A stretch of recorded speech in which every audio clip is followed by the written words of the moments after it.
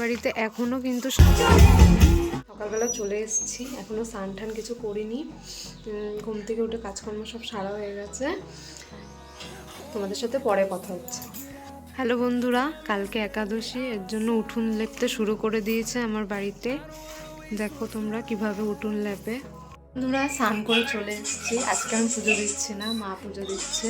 আমি যাবো একটু করে রাঁধতে, তোমাদের সাথে শেয়ার করবো। চলে গেছিলাম একটু দোকানে মাঝে। বন্ধুরা এই যে ডিম বসিয়ে দিয়েছি, রান্না করতে চলে এসেছি। দেখো তাহলে কিভাবে রান্না করি। আশা করি সবাই জানো কিভাবে ডিম রান্না করে।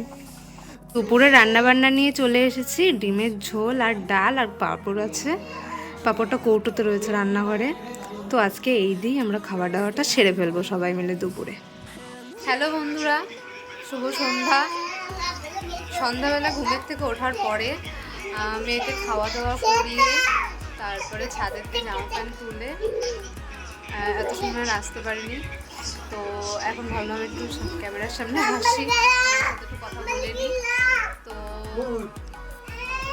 মেয়েকে খাওয়া দাওয়া করালাম, করিয়ে বসলাম। তোমাদের সাথে আবার দেখা হচ্ছে রাতে কি খাওয়া দাওয়া বানাই তারই। আজকে ইন্ডিয়া জেতার কারণে একটু বাজি ফুটিয়ে নিলাম।